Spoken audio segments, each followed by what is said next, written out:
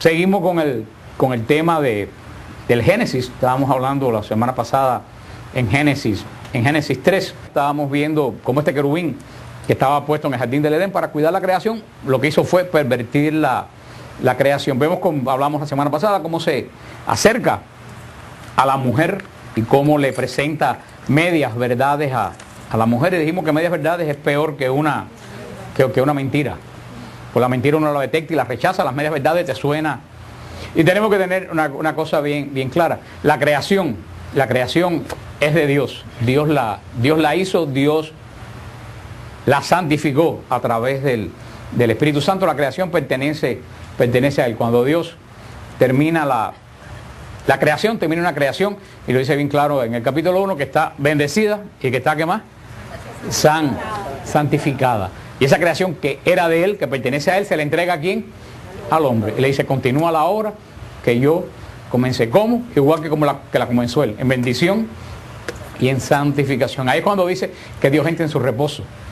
Que dijimos bien claro que el reposo de Dios no es descansar en el sentido físico del trabajo, porque Dios no se cansa. El reposo de Dios lo que quiere decir que Dios dejó de crear. Dios ya dejó de crear y de hecho no se creó nada nuevo. Lo que nosotros desarrollamos, lo que Dios creó. Por eso el séptimo día es un día espiritual de santificación y de bendición. Es que la persona que entra en la tranquilidad de Dios, donde sabe que Dios tiene control de su vida y solamente bendice, y al mismo tiempo que es santificado. Vemos que en el principio, en el capítulo 2 de Génesis, Dios no da ningún mandamiento de que el día sábado no se trabaje. Solamente dice que Dios bendice y santifica. Ningún patriarca ni Abraham guardaron el sábado como lo guardó Israel. No pueden encontrar ninguna referencia al sábado en todo lo que es la vida de los patriarcas, inclusive hasta la aparición del profeta. ¿Cuándo se le da a Israel el sábado como signo? ¿Saben dónde se le da? En el monte Sinaí, cuando se le da la ley.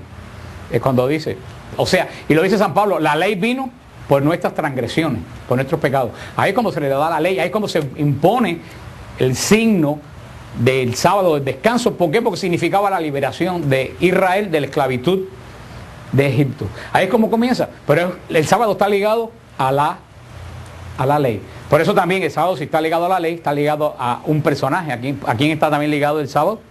A Adán. No, eso a Moisés también, pero a Adán. Porque dice San Pablo, se le dio a ustedes los mandamientos por culpa de sus transgresiones. ¿Quién fue el primero que tuvo transgresión? Adán. Entonces el sábado viene por Adán. Está ligado a la ley y está ligado a algo más que estaba en el centro de Jerusalén. ¿A qué? Al templo. El sábado está ligado a Adán. ¿A qué más? A la ley y al templo. Por eso, cuando se acaba la ley, se derrumba del templo y hay un nuevo Adán. Ya nosotros no estamos ligados a la ley antigua, incluyendo el sábado. Nosotros estamos ligados ¿a quién? No estamos ligados a Adán. ¿Estamos ligados a quién? A Cristo. Estamos ligados a una ley nueva y a un templo que es la iglesia. Tenemos otro signo. Ya no tenemos que guardar el signo de Israel. Tenemos un signo para nosotros. Y como Cristo dice en el Evangelio, cuando le dijeron, ¿por qué tus discípulos cogen espigas un sábado? Y se acuerdan lo que dijo, entonces se acuerdan lo que dijo Jesús, pero se lo voy a recordar, que dice, mi Padre trabaja y yo también trabajo. Pero entonces tú vienes a ver que lo que está hablando, que Dios entró en su descanso, es un lenguaje espiritual, porque no quiere decir que después que Dios terminó la creación, hizo así y se quedó. Cristo dice, mi Padre trabaja y yo también trabajo. Por eso el signo de nosotros no es el descanso de la liberación de Egipto, sino el trabajo de Dios, que es redención. Por eso guardamos el domingo, el día que Jesús resucita de entre los muertos y el Espíritu Santo desciende y santifica a la creación. Nosotros no estamos ligados a la ley. Por eso siempre digo que el que quiere guardar el sábado tiene que comenzar por hacerse la circuncisión. Así que, porque tú no puedes coger un pedazo de la ley y dejar a un lado la otra. Y si tú guardas el sábado, tienes que matar a los que no guardan el sábado. Porque dice la ley que el que no guarde el sábado lo maten. Así mira tú qué clase de problema. Tú no puedes coger un versículo, porque ¿en qué te basas tú para tomar un versículo y desdeñar los demás? Para los judíos no hay este pedazo de ley con otro pedazo de ley. Para los judíos la ley son los 5 primeros libros Ningún judío dice, yo guardo 3 versículos de Génesis y 2 del Éxodo y 3 del Levítico. No, o lo guardan todo, o están en pecado. Y en el medio de esto, entra ese personaje que viene a desarreglar la creación. Vimos que el querubín, que recuerden que todavía no es serpiente, no es demonio, está representado como una serpiente, pero no es demonio. El querubín le dice a Eva las tres mentiras que viene diciendo desde el principio, que todavía no termina de decir. ¿Cuál es lo primero que le dice? El día que comas de él, vas a abrir los ojos, ver la diferencia entre el bien y el mal. Vas a ser como Dios y no te vas a morir, y no morirás. Esas son las 3 mentiras que le dice el demonio a la mujer. Y por supuesto dice que la mujer vio que el fruto era apetitoso, pues dijimos la semana pasada, cómo no va a ser apetitoso, cómo no va a ser sabroso hacer lo que a uno le da su realísima gana. Y comieron del fruto. ¿Sabe lo que quiere decir de fruto? Desobedecieron a Dios. Lo único que Dios le dijo, yo me reservo esto, que es definir qué es bueno y qué es malo, ellos también lo tomaron. ¿Qué quiere decir cuando ellos tomaron lo único que Dios se separó? Cuando ellos lo toman, ¿qué es lo que quiere decir? Echaron a Dios de la creación. Si Dios le dice, esto solo es mío, y tú dices, no, mentira, eso no es tuyo, esto es mío también, ¿con qué se queda el otro? Con nada. O sea, echaron a Dios, eso quiere decir que echaron totalmente a Dios de la creación. Pero es que escogieron. Por eso decíamos que Dios que hizo la creación y se le entregó ¿a quién? Al hombre. Pero ahora el hombre se le entrega ¿a quién? Al demonio. Y ahí entra el mal en el mundo, en la creación que era 7 veces buena. Aquí en este momento entra el mal, porque el mismo hombre se lo entregó. A partir de ese momento la creación queda en manos del enemigo. Y tal es así que cuando vemos que a Jesús se le aparece el demonio en las tentaciones, ¿qué le dice? Todo esto te voy a dar si te postras y me adoras. ¿Y qué le dijo Jesús? Mentira, tú no eres el dueño de eso. ¿Le dijo Jesús eso? No. Le dijo, al Señor tu Dios adorarás. No lo negó. La creación entró en manos del enemigo. ¿Por qué? Porque nosotros mismos se la entregamos. Y nosotros se la entregamos, nosotros se la seguimos entregando día a día. Hablamos la semana pasada de la clonación, cómo votamos a Dios a puntapié de nuestras familias, de nuestras casas. Antiguamente en nuestras casas, sobre todo las casas latinas, cuando tú entrabas, lo primero que veías era un cuadro del Sagrado Corazón. Hemos echado a Dios de nuestras casas. Y aunque parezca que es una bobería, no es una bobería. Los signos hablan de lo que hay adentro de ti. Yo cuando llego a una casa y echo un vistazo a la casa, yo sé más o menos quiénes viven en esa casa. O como que yo soy vendedor, cuando va a haber un cliente, yo miro las cosas que tiene en la oficina y más o menos yo sé qué tema le gusta a esa persona. Si tiene cosas de golf, ya tú sabes lo que... Si tiene pelotas de fútbol, si tiene cuadros de toda la familia, ya porque nosotros nos gusta rodearnos de cosas que nos hablen de las cosas que tienen en común con nosotros. Aunque crean que no, esas cosas también, pues en el mundo espiritual definen quién es la gente que vive en esa casa. Pues una casa que tiene Sagrado Corazón, que tiene la Virgen, el mundo espiritual que nos rodea, ¿qué sabe ese mundo espiritual? En esta casa viven creyentes. Pero cuando no tenemos absolutamente nada,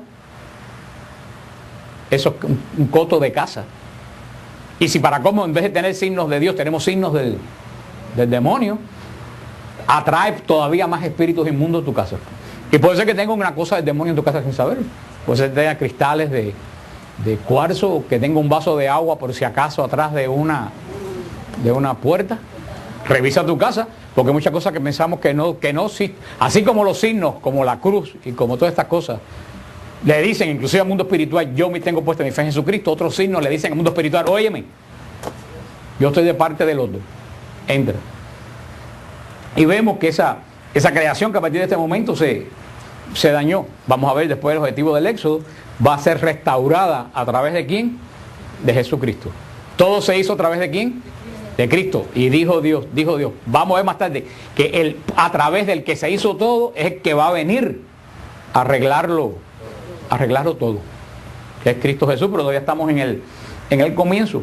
Y vimos que la primera consecuencia de esas 3 mentiras, de medias verdades del diablo, la primera, que lo primero que dice el diablo, vas a ver la diferencia entre el bien y el mal. Eso le dijo una verdad. Ellos iban a ver la diferencia entre el bien y el mal, no ya desde el punto de vista de Dios, sino desde el punto de vista mío. Ahí es donde está la cosa. Cuando tú ves el bien y el mal desde el punto de vista de Dios, tú ves un conjunto de cómo el bien y el mal afecta a los demás. Cuando tú ves el bien y el mal desde el punto de vista tuyo, tu visión está extremadamente, tú ves lo que es bueno para ti, pero no ves las consecuencias, que eso bueno para ti puede ser malo para los otros. Ahí es donde está, en eso le cumplió el diablo. Vas a ver la diferencia entre el bien y el mal, pero fue una media verdad, porque sí la fue a ver, pero no desde el punto de la perspectiva que eso iba a ser de bendición, sino de la perspectiva que eso iba a ser de maldición. Segundo, ¿qué otra cosa le dijo? Vas a ser como Dios. Eso fue una media mentira, porque sí, fueron a ser como dioses en el sentido que tomaron lo único que Dios se había reservado. Pero a la larga vieron que tenía el poder de Dios en absoluto. Se dieron cuenta de qué, de que estaban desnudos.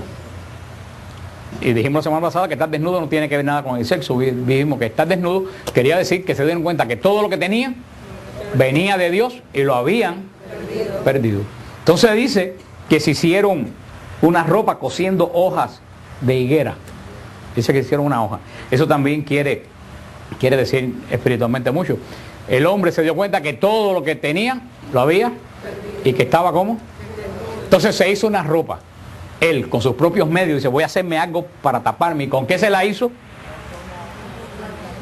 Con hoja. Ahora, yo le pregunto a ustedes, ¿cuánto puede durar una ropa de hoja? Y eso es una enseñanza muy profunda. ¿Tú sabes lo que quiere decir eso? Que el hombre, a perder la voluntad y la obra de Dios, trató de remediar y salir como pudo, y lo que el hombre hace, nunca en la vida dura. Él, por sus propios medios, lo que se hizo era extremadamente débil, pobre y poco duraba, como todo lo que hacemos nosotros sin contar con Dios. Eso es lo que quiere decir que se hicieron ropa. Por eso vamos a ver más adelante que Dios viene y le hace ropa ¿de qué? De cuero. ¿Cuánto dura una ropa de cuero? Ahí tú ves que lo que nos hacemos nosotros por nuestros mismos medios no dura nada, pero lo que hace Dios permanece. Eso es lo que quiere decir que se hicieron con ropa de higuera, que ellos trataron de resolver lo que Dios le había dado, pero con sus propios medios. ¿Qué fue lo que hicieron? Una verdadera basura, algo que dura un instante. Y revisen tu vida, cuántas veces nosotros hemos hecho ropa de higuera en nuestra vida, cuántas veces hemos tratado de hacer cosas por nuestros medios sin contar con Dios y hemos visto que ha durado nada. No ha durado absolutamente nada. Después cogieron los pasos de Dios que se pensaba, ya hablamos a la hora de la brisa, hablamos lo que quería decir eso, y el hombre y la mujer se ocultaron. Vimos cuál es la primera consecuencia del pecado. Anteriormente, antes del pecado, cuando el hombre estaba en gracia, entre Dios y el hombre había perfecta armonía, y el hombre y Dios caminaban juntos.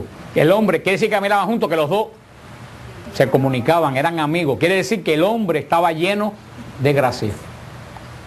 En cuanto ocurre el primer pecado, cuando antes el hombre esperaba gozoso que Dios viniera, ¿qué es lo que hace el hombre? Se esconde. Siempre que uno está en pecado, lo primero que uno hace es apartarse de Dios. Siempre nos apartamos de Dios.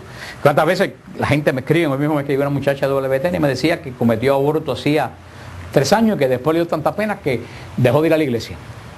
Digo, entonces tú estás pecando sobre pecado. Es como una persona que tiene cáncer y le da pena y no se da quimioterapia.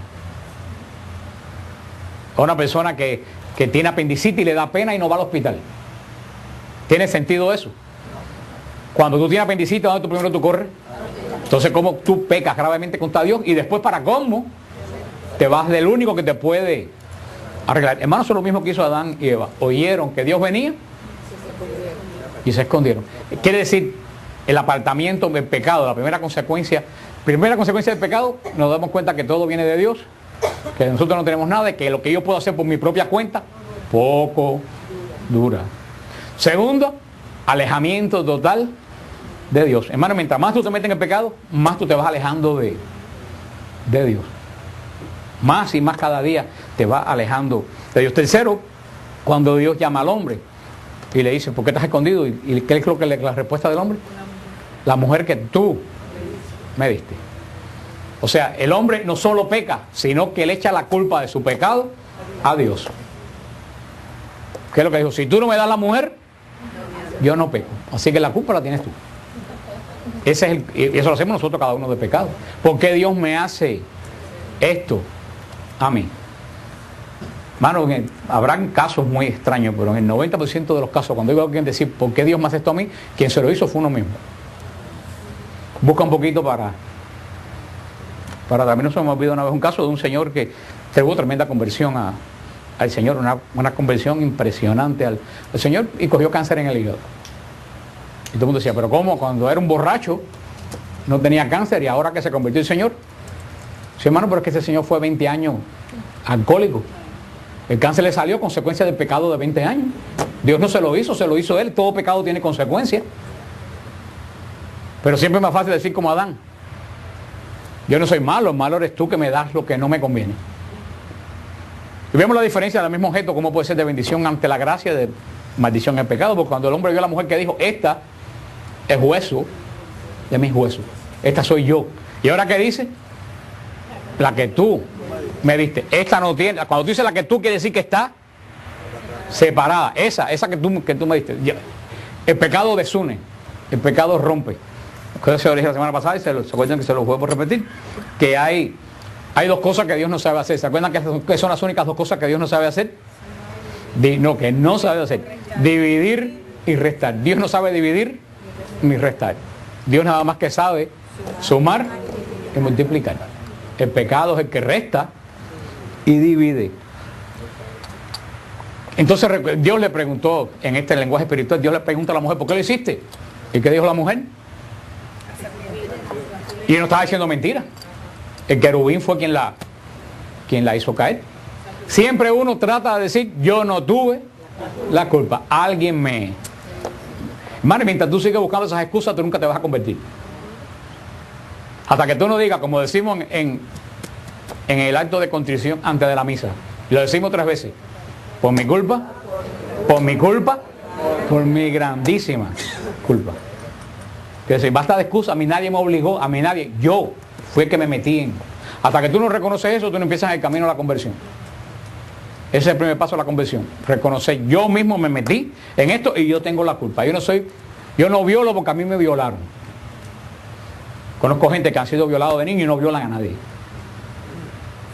Esos son, sencillamente, hermano, y eso mismo es lo que estamos viendo hoy en la sociedad. Es lo que estamos viendo, lo mismo que está, las mismas 3 mentiras que el demonio le dijo a Eva, se las sigue diciendo hoy en día al mundo. ¿Qué es lo que le dijo? La primera cosa que le dijo la serpiente, el querubín a Eva. Tú puedes conocer por ti las diferencias de bien y mal. Dios es tan sinvergüenza que no quiere que tú lo sepas, porque el día que tú lo sepas, tú vas a ser como Dios. Eso lo sigue diciendo el demonio hoy en día en la televisión, en todos los programas de televisión. Tú puedes hacer lo que a ti te dé la gana. Y ahí vienen todas esas tonterías, excusas. Pero es que me enamoré. Esta señora, la maestra de aquí de Hialeah, que se acostó con un alumno de 16 años, casada con 2 hijos, tiene ella, se acostó con un alumno de 16 años. ¿Por qué? Porque me enamoré. Pero si yo me enamoro, para mí es bueno, pues entonces no me importa que esté casada, no importa que tenga hijos, no importa que pertenezca a una institución, una escuela, que sea una educadora, a mí no me importa. Porque ¿quién es que pone lo que es bueno y lo que es malo? Lo pongo yo. Si yo lo pongo, pues entonces para mí ¿qué cosa es? Bueno. Ahora, ¿le importa las consecuencias del esposo? ¿Le importa las consecuencias de los hijos? De todo, no le importó. ¿Por qué? Porque para mí es, bueno, hermano, eso es mismo lo que hizo Eva. Y posiblemente lo que hagas tú, a otro nivel. Y eso es lo que es el pecado. El pecado comienza cuando tú tienes que escoger entre algo que tú sabes que Dios no quiere, y tú escoges lo que tú quieres en contra de la voluntad de Dios. Hermano, cuando tú haces eso, no critiques a Eva. Cuando tú haces eso, tú estás haciendo exactamente lo mismo que Eva. Y cuando llevas a otro a caer en el pecado, estás haciendo lo mismo que Eva. Eso es lo que hoy el demonio pone en todos los programas de televisión, a todos los jóvenes se lo dice. No importa qué es lo que dicen tus padres, siempre los padres, fíjate que siempre ponen a los programas, a los padres los ponen como tontos. Tus padres son unos tontos, tú no tienes que ocuparte, tú haz lo que a ti sea que es bueno para ti. Punto, se acabó. Esa es la misma mentira que le dijo el demonio a Eva. Y que le llevó a dónde, a darse cuenta que estaba desnuda.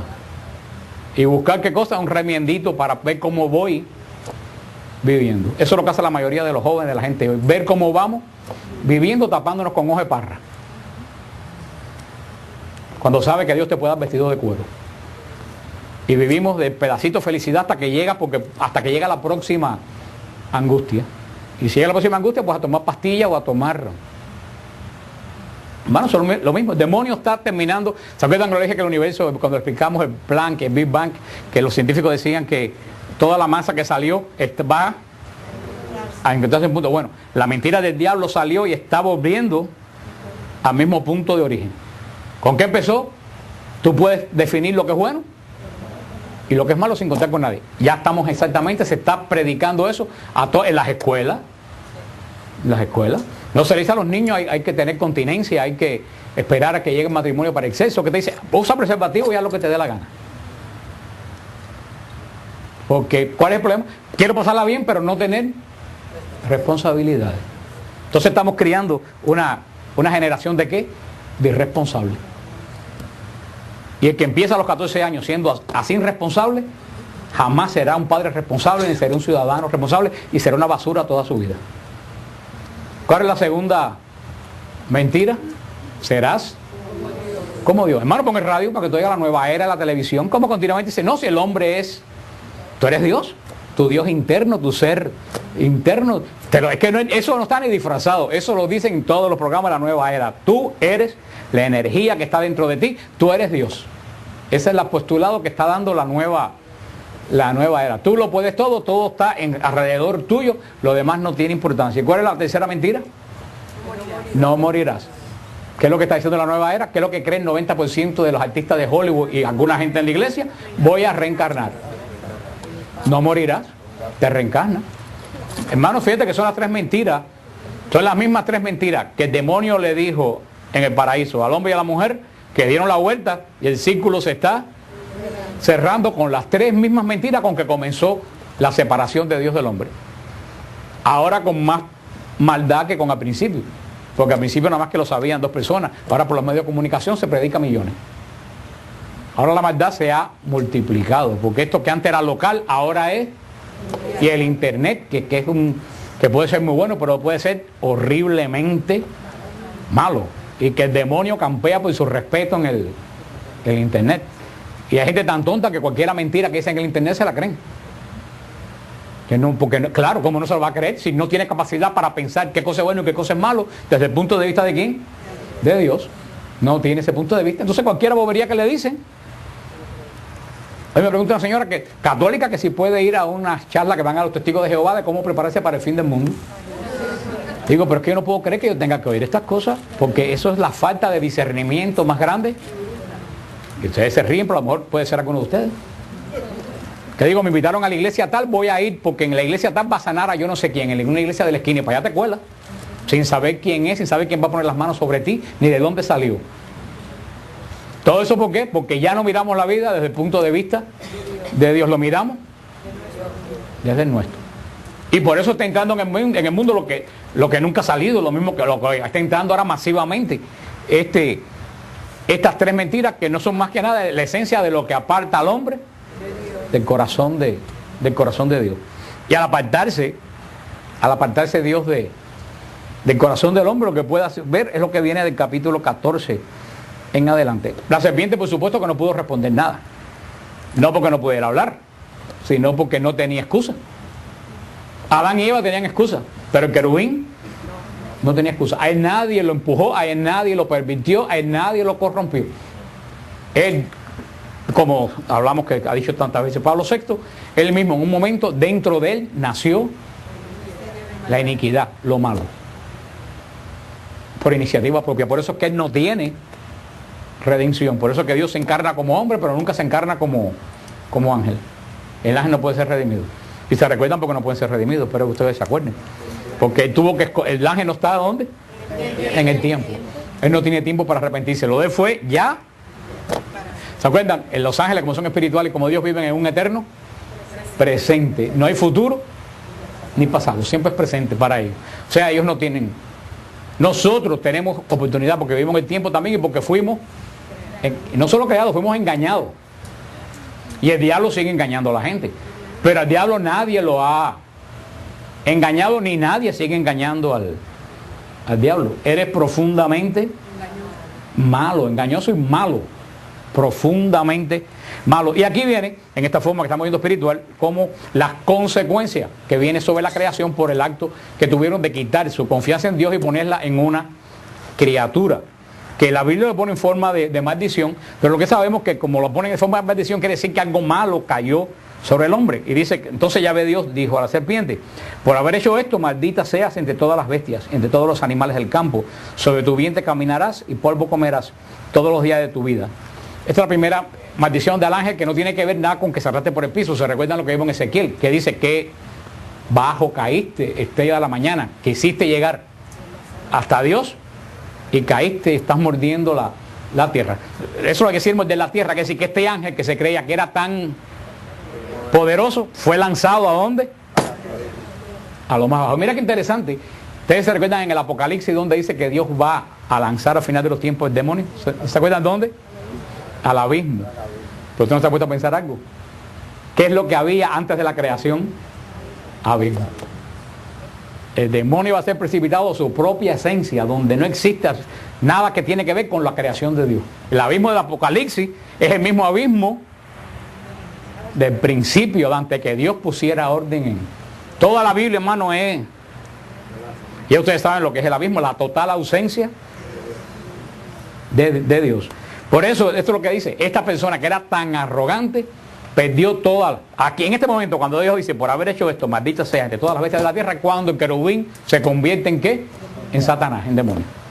En ese momento es cuando el querubín, sin dejar de ser ángel, se convierte en lo que conocemos hoy como Satanás. Como dice Pablo VI, que no perdió su característica espiritual ni angélica, pero se llenó de una profunda maldad. En el versículo 15, Génesis 3:15, y ese es el centro de todo el Génesis.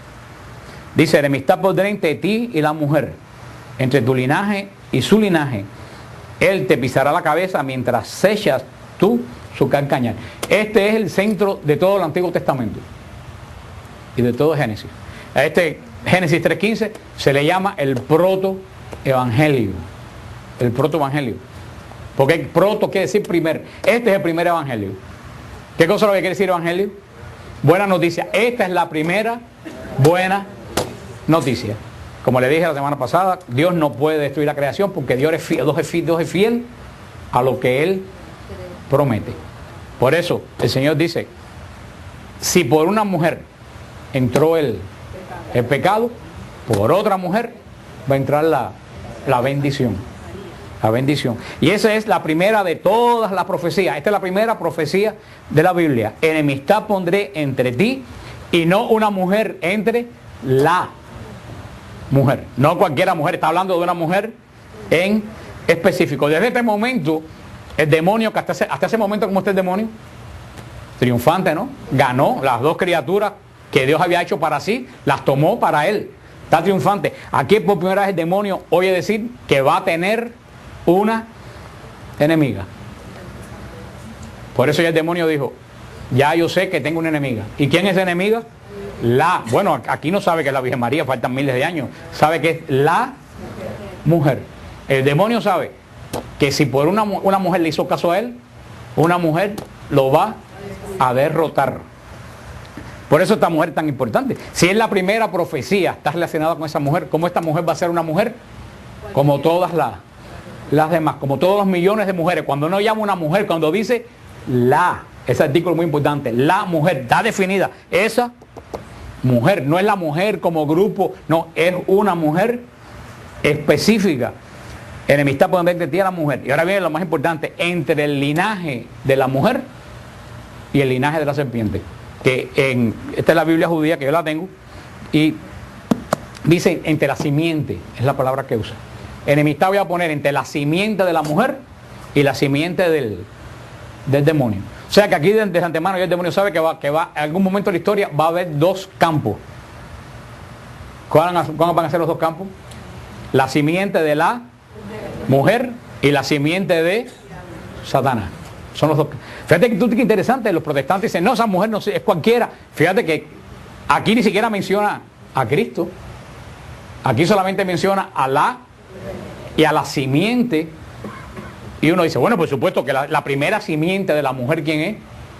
Cristo. es la primera simiente de la mujer. Pero lo curioso es que en el originario hebreo, que fue cuando yo me di cuenta de muchas cosas cuando estaba haciendo el tema de la Virgen, en el originario hebreo no dice, ella te aplastará la cabeza, dice, ellos te aplastarán la cabeza.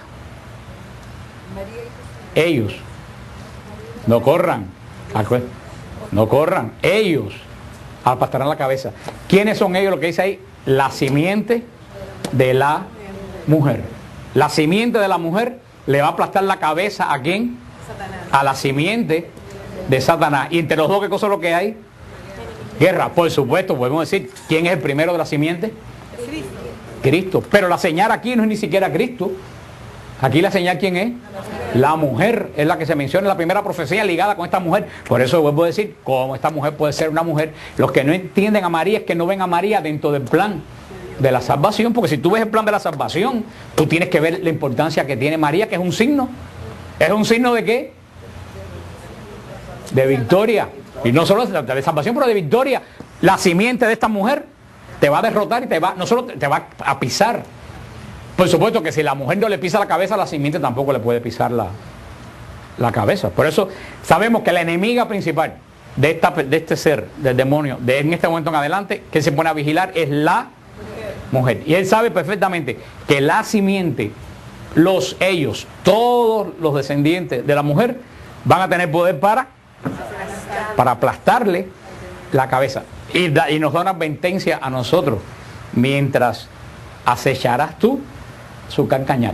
Esa advertencia no es para el demonio, esa advertencia es para la simiente de la mujer. ¿Qué es lo que nos dice la simiente de la mujer? ¿Te acuerdas que está poniendo el demonio como qué? Como una serpiente. Si ustedes ven documentales y todo eso, saben que casi siempre la serpiente, a no ser que tú la retes o la asustes, casi nunca ataca de frente. Tienes tú que retarla para que ataque de frente. Y cuidado que si pasa con el demonio, él casi nunca ataca de frente, a no ser que tú lo retes. Por eso hay que tener cuidado, retar y meterte en ese campo. Siempre la serpiente ataca por detrás. Y lo que nos dice a nosotros es, tengan cuidado porque aunque tú tienes poder para aplastar, la simiente de la mujer tiene poder para aplastar la cabeza a la serpiente siempre va a estar al acecho. ¿Y dónde te va a querer morder? En el carcañar. ¿Qué cosa es el carcañar?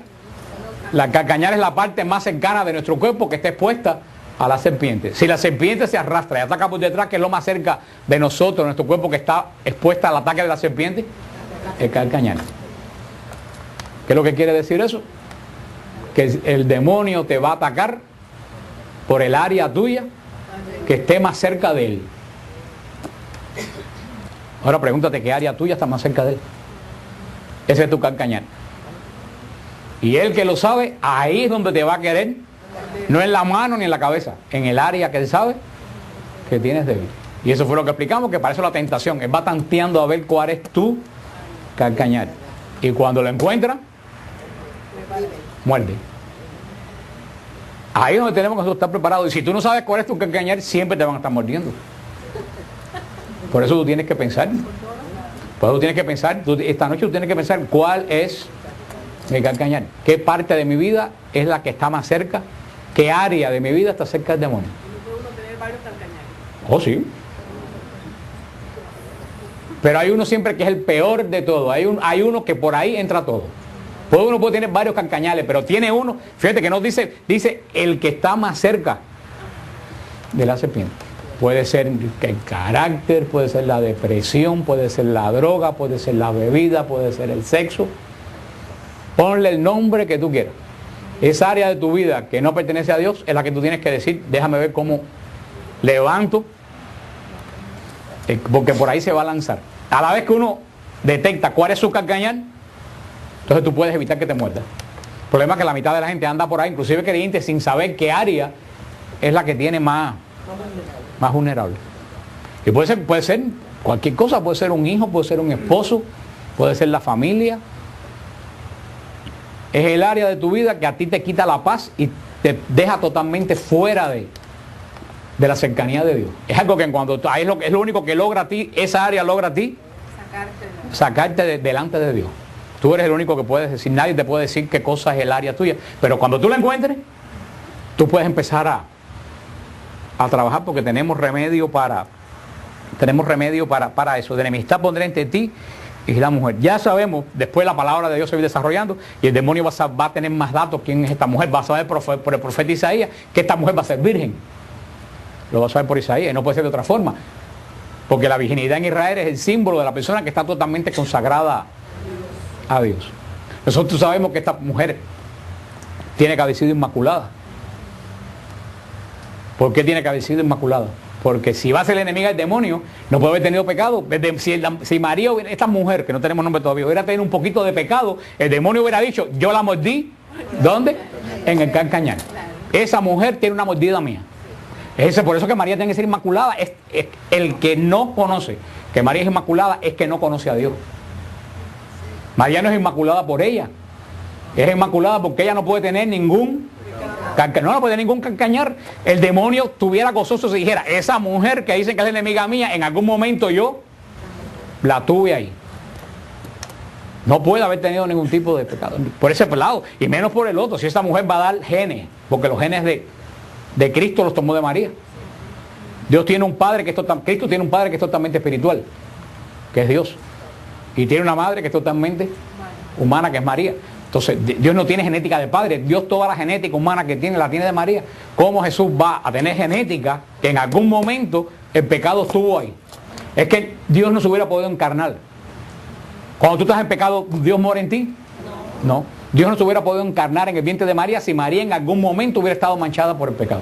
Cuando la iglesia dice que María es inmaculada, no lo dice por ella, lo dice en atención a Cristo. Es que es ilógico, solamente el odio de seres irracionales pueden caerle a atacar a la madre del Mesías. Cuando alguien está atacando a la madre del Mesías, digo, ahí está el demonio. Porque es el que está en completa batalla contra la mujer. Y vemos en nuestros hermanos de otras iglesias que hay un odio irracional a María. Un odio que tú mientas a María y se le sale. Hermanos, es un misterio espiritual. Esa persona está amarrada por el demonio. El demonio no soporta que mencionen el nombre de María.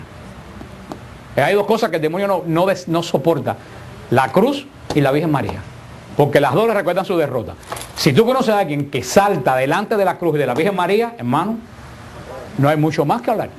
Por mucha Biblia, por mucha iglesia, por muchos panderetazos, esa persona está amarrada por Satanás.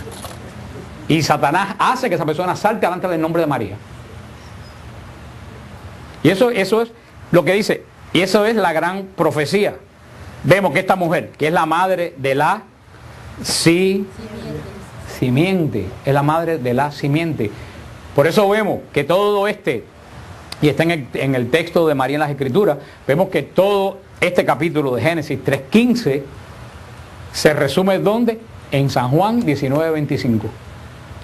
O sea, tú ves el resumen de Génesis 3:15 en San Juan 19:25. ¿Qué vemos aquí en esto que estamos viendo? Vemos un monte, porque recuérdense que dijimos al principio que dice la Biblia que el paraíso era un monte. El monte de Dios era un monte. El paraíso era un monte. ¿Qué vemos aquí? Un monte. ¿Quiénes están en ese monte? Un hombre y una mujer. ¿Y qué cosa está en el medio? El árbol del bien y del mal, el árbol de la vida. Está en el medio. ¿Y quién más anda dando vueltas por los alrededores? Satanás. En este caso Satanás está como, y no, está como vencedor. El demonio venció, ¿no? O sea, vemos un monte, vemos el árbol de la vida, que ese todo es el lío porque acuérdense que el importante aquí es el árbol de la vida, porque el hombre puede llegar al árbol de la vida mientras no toque el árbol del bien y del mal. Aquí todo es el árbol de la vida, un hombre y una mujer. En este caso, Satanás ganó. Si vamos a Juan 19:25, ¿qué es lo que vemos? Un monte. ¿Qué monte vemos ahí? No, el monte Calvario.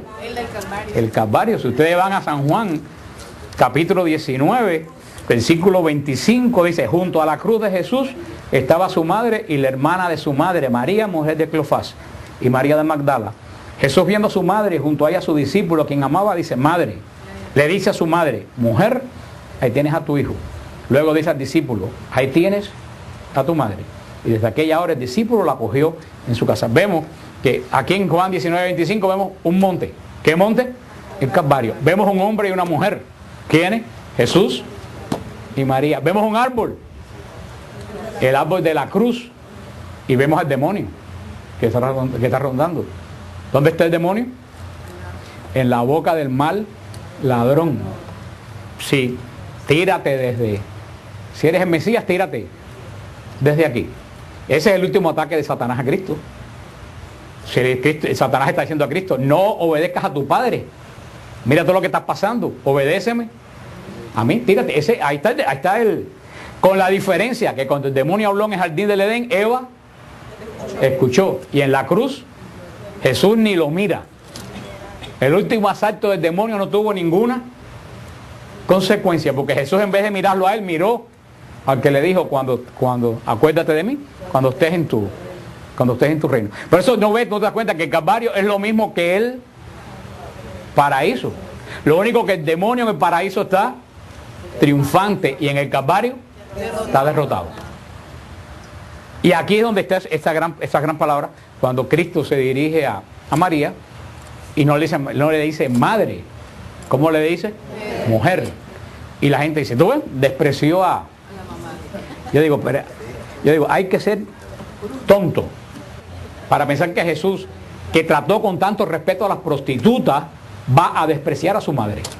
Una mente enferma es la única que puede pensar que Jesús, el dulce Jesús de Nazaret, que nunca tuvo una mala palabra para una persona, a no ser la gente hipócrita, puede despreciar a su madre. Si Jesús desprecia a su madre, Jesús está pecando contra el cuarto mandamiento: honrar padre y madre. Y entonces Jesús está en pecado, entonces Jesús no es Dios. ¿Por qué Jesús, y ustedes se lo han hecho montones de veces, para muchos de ustedes no es nuevo, por qué Jesús no le dice madre, le dice mujer? Por Génesis 3:15, enemistad pondré entre ti y la mujer. Por eso que le dice mujer, está diciendo, esta que está aquí es la que dijo que en el Génesis era la madre de ¿qué? De la simiente. La que va a estar en completa guerra. Ahí es donde se descubre quién es la mujer de Génesis 3:15. La mujer de Génesis 3:15 tiene un nombre: María de Nazaret. Y por eso la vemos al final de la historia, en el medio del Apocalipsis, Apocalipsis 12, que aparece gloriosa, vestida de sol, pero al frente, ¿quién aparece? El dragón. Guerra. Hay guerra desde Génesis 3:15 hasta el final de la historia entre la mujer y el demonio, entre la simiente de la mujer y la simiente. ¿Y quién es la simiente de la mujer? Nosotros. Porque en lo alto del Calvario Jesús dice, mujer, ahí tienes a tu hijo.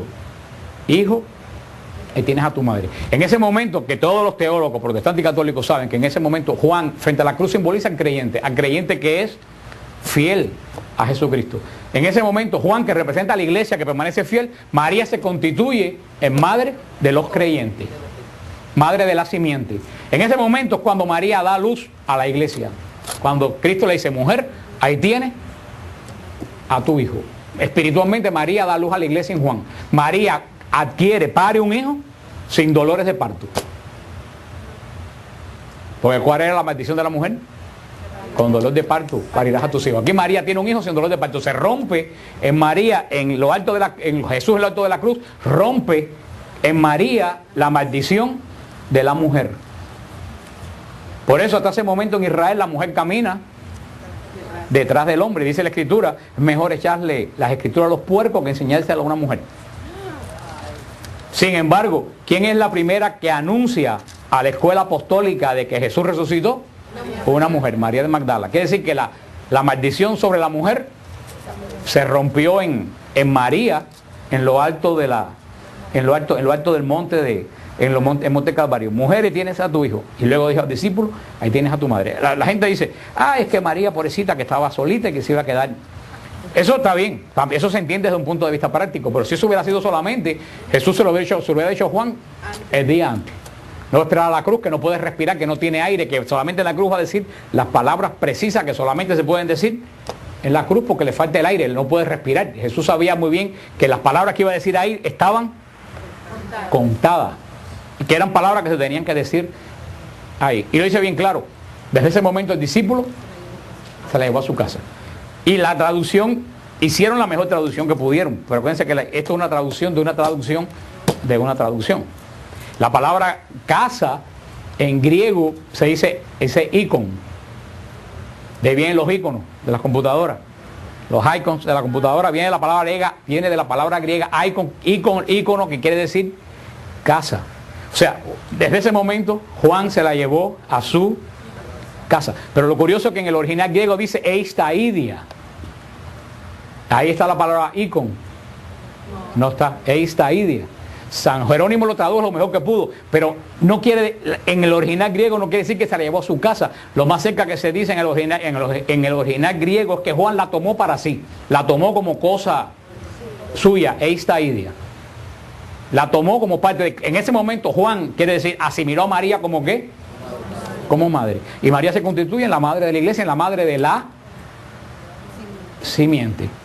Y si ustedes van Apocalipsis 12, si ustedes van a Apocalipsis 12, ya al final, cuando aparece ya todo glorificado, aquí nos da una pequeña pista. Dice en el Apocalipsis 12:13, cuando el dragón vio que había sido arrojado a la tierra, ¿se acuerdan cuál fue la maldición del demonio? Te arrastrarás por la tierra.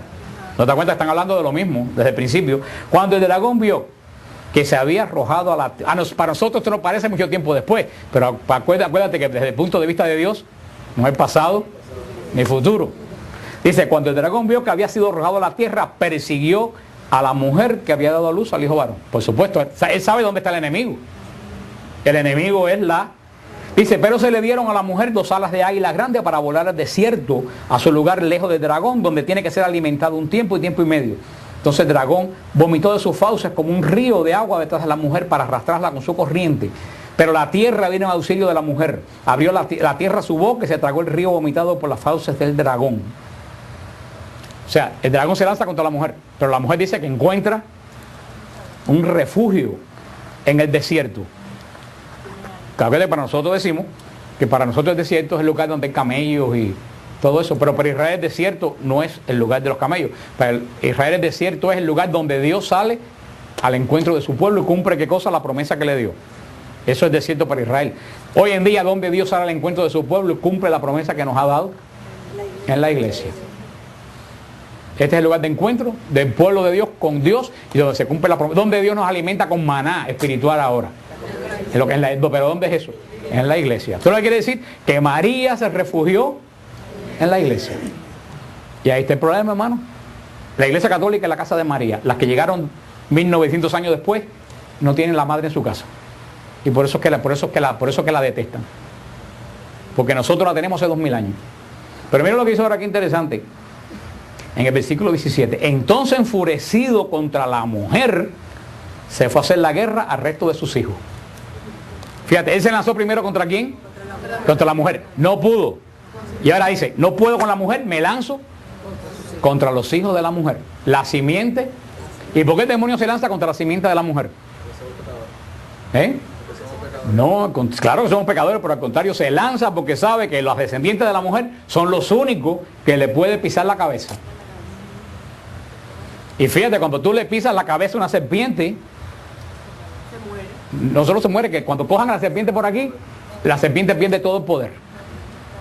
Fíjate que esa gente que agarra a la serpiente la agarran por aquí. Cuando tú agarras a la serpiente por aquí, por eso quiere decir que nosotros le pisamos la cabeza, quiere decir que nosotros tenemos poder para dejar a la serpiente sin poder, incapacitada como dice Santa María. Pero fíjate, enfurecido contra la mujer se fue a hacer la guerra al resto de sus hijos. ¿Quiénes son? Ahora te voy a decir quiénes son. Los que guardan los mandamientos de Dios y guardan el testimonio de Jesús. ¿Quiénes son los hijos de la mujer? Los que guardan los mandamientos de Jesús. ¿Y cuáles son las únicas palabras de María a la iglesia? Hagan lo que Él les dice. Hermanos, más claro, ahí más claro no hay ni que explicar nada. Los hijos de la mujer somos los que guardamos los mandamientos de Jesús. Y somos los que tenemos poder para aplastar. Y por eso, aunque ustedes crean que no, el demonio nos tiene miedo. Aunque ustedes tienen miedo del demonio, pero más miedo le tiene el demonio a ustedes. Porque el demonio sabe que lo que pasa es que la mitad, ¿qué es la mitad? El 80% de la iglesia no sabe que tiene poder sobre el demonio. Si tú supieras que tú tienes poder sobre el demonio, Y por eso el demonio odia más a los católicos. ¿Por qué el demonio odia más a los católicos? Porque somos la simiente de la mujer. Somos la única iglesia que reconocemos a la mujer como madre. Somos la simiente de la mujer. Hermano, uno generalmente combate a quien uno teme. Cuando uno conoce, cuando alguien, el miedo es lo que hace que uno combata a la gente. El temor. El demonio nos combate porque nos tiene miedo. Y nosotros, como no sabemos que como hijos de la mujer tenemos poder para aplastarle la cabeza, nos dejamos vencer con él. A mí me lo decía, me lo han dicho muchísimas personas que hacen exorcismo, que en los exorcismos cuando uno le dice al demonio, yo soy hijo de la mujer, en el nombre de la, y como hijo de la mujer te voy para arriba y te aplasto la cabeza. Dice que el demonio cuando se pone más furioso todavía, porque sabe que es verdad. Ahora ese es el gran problema. Tú sabes que tú puedes pisarle la cabeza al demonio, y si lo sabes, ¿por qué no se la pisa? ¿Por qué deja que te muerda? Si tú lo sabes. El mejor exorcismo que hay es el demonio. Óyeme, este que está aquí es hijo de la mujer. Y tú sabes que yo te puedo dejar totalmente sin poder. Y como hijo de la mujer te voy arriba. Como hijo de María te voy encima. Nosotros más que poner una medalla de la Virgen debíamos tener, las medallas son signos externos que son buenos, no estoy diciendo que no se pongan medallas. Pero muchas personas que andan con una medalla de la Virgen sin saber el poder que tienen. Y dado Génesis 3:15, la simiente de la mujer te va a dejar sin poder, porque te va a pisar la cabeza. Ese es el gran papel de María en las Escrituras, desde Génesis 3:15 hasta Apocalipsis 12. Y yo muchas veces me pregunto, ¿los católicos sabremos eso? No sabemos eso. Nos quedamos en las devociones, que las devociones son buenas cuando tienen raíz interna, pero cuando es una devoción superficial no tiene ningún valor. Lo que hace es atontar a la gente. Por eso Pablo VI, que tanto bien hizo a la iglesia, muchas personas poco se lo agradecen, ustedes deben leer un librito, y está en el internet, no tienen ni que comprarlo. Valía 75 centavos las Paulinas, pero está en el internet gratis, que se llama Marialis Cultus. Marialis Cultus. O en español el culto a María, una introducción que hizo el Papa Pablo VI sobre el culto de la Virgen María. Y dijo el Papa Pablo VI, el culto de la Virgen María tiene que ser un culto basado encarnado en el Evangelio. Si el culto a María no es un culto encarnado en el Evangelio, es un culto falso. Y eso lo dijo hace 40 años. Marialis Cultus. Dice, hay que evitar del culto mariano todo tipo de sensibilería que no conlleva a nada. Yo creo que muchas veces se ha hecho tanto sentimentalismo, que no está mal el sentimentalismo cuando hay una base, pero cuando no hay base, no se puede quedar el culto a la Virgen María en una mera devoción. Ay, porque sí, que si la Virgen de Fátima, que si la Virgen... Sí, pero ¿verdad? ¿Tú sabes quién es esa mujer? ¿Tú sabes el poder y el plan que jugó esa mujer en el plan de la salvación? Y el poder que te da a ti ser hijo de esa mujer, porque le heredaste en el Calvario como madre. ¿Tú sabes eso? ¿No lo sabes? Entonces estás escribiendo como las carticas de amores que hacían los niños y las niñas de colegio. Es lo que estás haciendo. Un culto a María que no está encarnado en el Evangelio es un culto que totalmente no tiene ninguna raíz, ni es válido para un creyente. Y eso la iglesia lo ha tenido más que claro, pero desafortunadamente yo no creo que a mucha gente ni le importa ni... Porque le digo una cosa, si mal está sacar a María del plan de la salvación, mal es darle a María el lugar que le corresponde a Cristo. Son dos pecados terribles. Tanto los que la quitan, como el que le pone de más. María tiene un plan en el lugar, un plan destacadísimo en el lugar de la salvación. ¿Abraham es importante? ¿O no es importante?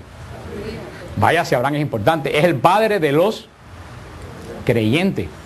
¿Por qué Abraham es el padre de los creyentes? Porque es el primero que creyó, el primero que Dios se le relacionó. Y los judíos, ¿de qué se vanaglorian hasta el día de hoy? Yo soy hijo de Abraham. Si los judíos son hijos de Abraham, nosotros somos hijos de María. ¿Por qué los judíos son hijos de Abraham? Porque Abraham es el primero que creyó. Por eso es el padre de la fe. María es la primera que cree en Cristo. ¿Quién es la primera que acepta a Cristo como Salvador y Señor? María es la primera de las creyentes. Luego entonces, si los judíos son hijos de la fe de Abraham, yo soy hijo de la fe de María. Eso está más que claro. Yo soy hijo. María es madre de los creyentes porque es la primera que creyó. Ya tú no eres hijo de Eva. Tú eres hijo de María. Yo sé que en la salve, porque ahora vienen los teólogos, dicen los desterrados hijos de Eva, pero eso lo dice, y no vamos a entrar en ese problema, eso lo dice en el sentido de la concupiscencia. Que el mal que queda en nosotros siempre nos hace sentirnos, y eso es una cosa que yo estaba leyendo el otro día, es muy cierta, que dice que todo el mundo siempre añora los tiempos que pasaron. Siempre todo el mundo dice, las cosas de antes eran mejor. Así lo dijeron las generaciones antes que nosotros. Así, si ustedes leen libros de Dostoyevsky de 1900 o de Pío Baroja a tu vez, tú lees libros de escritores del siglo XX y dicen que lo de antes era mejor. Y los del siglo XXII dirán que lo del siglo XX era mejor. Y yo estaba leyendo, dice que ese sentido de que hay algo que se echó a perder proviene del pecado original. Que nuestra humanidad sabe que antiguamente había algo que era mucho mejor y que se echó a perder. Dice que eso lo tenemos tan grabado en el espíritu, que por eso siempre nosotros sentimos de alguna forma que lo de antes era mejor. La semana que viene ya como que terminamos un poco a ver si vemos la maldición del hombre y la mujer, que es muy sencillo. Entonces vamos a ver las consecuencias, que en el capítulo 4, las consecuencias que tuvo el pecado, porque la historia de Caín y Abel no es una historia de con quién se casó quién, sino es que todo pecado tiene consecuencias. Y vemos qué terrible consecuencia en un lugar que estaba todo ordenado tuvo el desobedecer a Dios. ¿Saben dónde se le da? En el monte Sinaí, cuando se le da la ley. Es cuando dice, o sea, y lo dice San Pablo, la ley vino por nuestras transgresiones, por nuestros pecados. Ahí es cuando se le da la ley, ahí es cuando se impone el signo del sábado, del descanso. ¿Por qué? Porque significaba la liberación de Israel de la esclavitud de Egipto. Ahí es como comienza, pero el sábado está ligado a la ley. Por eso también el sábado, si está ligado a la ley, está ligado a un personaje. ¿A quién está también ligado el sábado? A Adán. No, eso a Moisés también, pero a Adán. Porque dice San Pablo, se le dio a ustedes los mandamientos por culpa de sus transgresiones. ¿Quién fue el primero que tuvo transgresión? Adán. Entonces el sábado viene por Adán. Está ligado a la ley y está ligado a algo más que estaba en el centro de Jerusalén. ¿A qué? Al templo. El sábado está ligado a Adán. ¿A qué más? A la ley y al templo. Por eso, cuando se acaba la ley, se derrumba del templo y hay un nuevo Adán. Ya nosotros no estamos ligados a la ley antigua, incluyendo el sábado. Nosotros estamos ligados a quién, no estamos ligados a Adán. Seguimos con el tema del Génesis. Estábamos hablando la semana pasada en Génesis 3. Estábamos viendo cómo este querubín que estaba puesto en el jardín del Edén para cuidar la creación, lo que hizo fue pervertir la creación. Vemos, como hablamos la semana pasada, cómo se acerca a la mujer y cómo le presenta medias verdades a la mujer. Y dijimos que medias verdades es peor que una mentira. Pues la mentira uno la detecta y la rechaza, las medias verdades te suena. Y tenemos que tener una cosa bien clara. La creación es de Dios. Dios la hizo, Dios la santificó a través del Espíritu Santo. La creación pertenece a Él. Cuando Dios termina la creación, termina una creación, y lo dice bien claro en el capítulo 1, que está bendecida y que está, ¿qué más? Santificada. Y esa creación que era de Él, que pertenece a Él, se le entrega a ¿quién? Al hombre. Y le dice, continúa la obra que yo comencé. ¿Cómo? Igual que la comenzó Él, en bendición y en santificación. Coger un pedazo de la ley y dejar a un lado la otra. Y si tú guardas el sábado, tienes que matar a los que no guardan el sábado. Porque dice la ley que el que no guarde el sábado lo maten. Así mira tú qué clase de problema. Tú no puedes coger un versículo, porque ¿en qué te basas tú para tomar un versículo y desdeñar los demás? Para los judíos no hay este pedazo de ley con otro pedazo de ley. Para los judíos la ley son los 5 primeros libros de... Ningún judío dice, yo guardo 3 versículos de Génesis y 2 del Éxodo y 3 del Levítico. No, o lo guardan todo, o están en pecado. Y en el medio de esto, entra ese personaje que viene a desarreglar la creación. Vimos que el querubín, que recuerden que todavía no es serpiente, no es demonio, está representado como una serpiente, pero no es demonio. El querubín le dice a Eva las tres mentiras que viene diciendo desde el principio, que todavía no termina de decir. ¿Cuál es lo primero que le dice? El día que comas de él, vas Abrir los ojos, ver la diferencia entre bien y el mal. ¿Vas a hacer? ¿Estamos ligados a quién? A Cristo. Estamos ligados a una ley nueva y a un templo que es la iglesia. Tenemos otro signo. Ya no tenemos que guardar el signo de Israel. Tenemos un signo para nosotros. Y como Cristo dice en el Evangelio, cuando le dijeron, ¿por qué tus discípulos cogen espigas un sábado? Y se acuerdan lo que dijo, entonces se acuerdan lo que dijo Jesús, pero se lo voy a recordar, que dice, mi Padre trabaja y yo también trabajo. Pero entonces tú vienes a ver que lo que está hablando, que Dios entró en su descanso, es un lenguaje espiritual, porque no quiere decir que después que Dios terminó la creación hizo así y se quedó. Cristo dice, mi Padre trabaja y yo también trabajo. Por eso el signo de nosotros no es el descanso de la liberación de Egipto, sino el trabajo de Dios que es redención. Por eso guardamos el domingo, el día que Jesús resucita de entre los muertos y el Espíritu Santo desciende y santifica a la creación. Nosotros no estamos ligados a la ley. Por eso siempre digo que el que quiere guardar el sábado tiene que comenzar por hacerse la circuncisión. Así que, porque tú no puedes, ahí es cuando dice que Dios entra en su reposo. Que dijimos bien claro que el reposo de Dios no es descansar en el sentido físico del trabajo, porque Dios no se cansa. El reposo de Dios lo que quiere decir que Dios dejó de crear. Dios ya dejó de crear y de hecho no se creó nada nuevo. Lo que nosotros desarrollamos, lo que Dios creó. Por eso el séptimo día es un día espiritual de santificación y de bendición. Es que la persona que entra en la tranquilidad de Dios, donde sabe que Dios tiene control de su vida y solamente bendice, y al mismo tiempo que es santificado. Vemos que en el principio, en el capítulo 2 de Génesis, Dios no da ningún mandamiento de que el día sábado no se trabaje. Solamente dice que Dios bendice y santifica.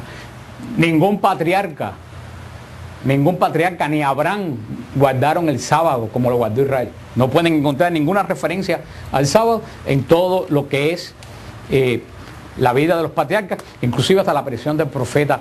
Cuando se le da a Israel el sábado como signo,